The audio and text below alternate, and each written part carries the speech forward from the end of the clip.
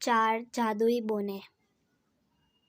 बहुत समय पहले की बात थी। एक गांव में चार जादुई बोने हुआ करते थे। ये बोने पूरे गांव में घूमते और जिस किसी को भी मदद की ज़रूरत पड़ती उनको मदद किया करते थे। एक दिन ये चारों बोने रोज़ की तरह गांव में घूम रहे थे कि अचानक इनको किसी बच्चे की रोने की आवाज़ आई। जैसे ही बोनों ने अंदर झांककर देखा तो एक प्यारी सी बच्ची कपड़े धोते हुए रो रही थी और पीछे से कोई औरत की चिल्लाने की आवाज़ आ रही थी, खबरदार, अगर आगे से होमवर्क करने की बात कही तो घर पर बैठो और घर का सारा काम करो। जल्दी से तुम्हारा स्कूल से नाम कटवाती हूँ। यह कहकर वह बाहर चली गई और चारों बोनों ने सोचा कि हमें उस बच्ची की मदद करनी चाहिए। उनमें से एक बोना बिल्ली में बदल गया और रसोई में जाकर दूध पीने लगा।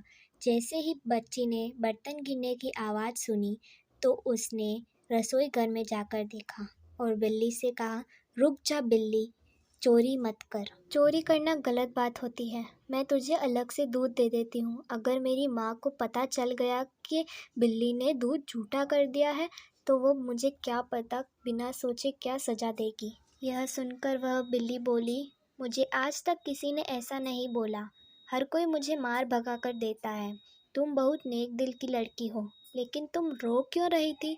बिल्ली के पूछने पर लड़की ने दुखी चेहरा बनाते हुए बोला, मेरा नाम शाइनी है।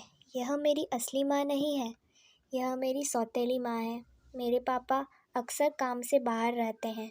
माँ मेरे साथ बहुत बुरा बर्ताव करती है और पापा मेरी बातों पर विश्वास नहीं करते, इसलिए मुझे मेरी माँ की बातों को मानना पड़ता है और यह मुझे पढ़ाई भी नहीं करने देती है। यह सब सुनकर बिल्ली ने दूध खत्म किया और वहाँ से चली गई और ईशानी अपने काम करने लगी। जैसे ही उसने दूसरे कमरे में प्रवेश किया उसने देखा कि सारे कपड़े साफ करे हुए हैं और कपड़े प्रेस भी करे हुए हैं। कमरा एकदम साफ था। यह देखकर ईशानी ने बाकी के कमरों की भी सफाई कर डाली। कुछ समय बाद जब उसकी माँ घर आई तो घर का बदला हुआ रूप देखकर वह हैरान हो गई। उसे विश्वास ही नहीं हो रहा था कि इतने कम समय में ये सब हो सकता है। अगले दिन वो जानबूझकर ईशानी के घर पर सारे कचरे को फेंक देती है और ईशानी से गुस्से गुस्से में कहती है कि मैं एक ज़रूरी काम से बाहर जा रही हूँ। अगर यह काम 2 घंटे में पूरा न हुआ तो आज का खाना तुम्हें नहीं मिलेगा। यह कहकर वह घर से चली जाती है। शाइनी बहुत ही डर गई थी और जल्दी जल्दी सारा काम कर रही थी। यह सब जादुई बोने भी देख रहे थे। उसी वक्त शाइनी के हाथ से एक कांच की कटोरी गिर जाती है। शाइनी यह समझ गई थी कि आज का खाना उसे नहीं मिलने वाला है। कुछ देर बाद वही बिल्ली वापस से आई। उससे बोलने लगी कि आज दूध मिलेगा शाइनी। शाइनी ने अपना दुख नहीं बताया, लेकिन उसे दूध ज़रूर पिलाया और वापस से अपना काम करने लगी।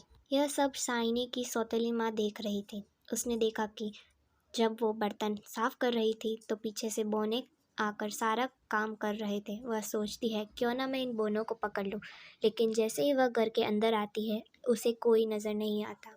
गुस्से में आकर उसने शाइनी को खूब पीटा। माँ, बता कहाँ है वो बोने?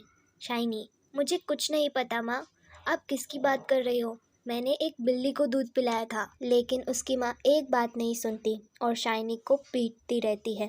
ठीक उसी वक्त उसके शाइनी के पापा आ जाते हैं और उसे बोलते हैं, मैंने कभी नहीं सोचा था कि तुम मेरे पीठ पीछे इस बच्ची के साथ इतना बुरा बर्ताव करती हो। शुक्र है उस बिल्ली का जिसने मुझे यह सब बता दिया और आज मैंने देख भी लिया कि तुम शाइनी के साथ कैसा बर्ताव करती हो। मगर आज के बाद तुमने इस बच्ची पर हाथ भी उठाया और इसे पढ़ाई करने से रोका तो मुझसे बुरा कोई नहीं होगा। उस दिन के बाद शाइनी को उसकी माँ ने कभी तंग नहीं किया और शाइनी ने खूब मन लगाकर पढ़ाई की। आगे चलकर शाइनी एक डॉक्टर बनी और उसने सभी लोगों का मुफ्त में इलाज किया। इस कहानी से हमें यह शिक्षा मिलती है कि अच्छा करने वालों के साथ कभी बुरा नहीं होता है। हमें हमेशा अपनी ज़िंदगी में अच्छा कार्य करना चाहिए एवं प्रतिबंधी लोगों को सहायता करनी चाहिए।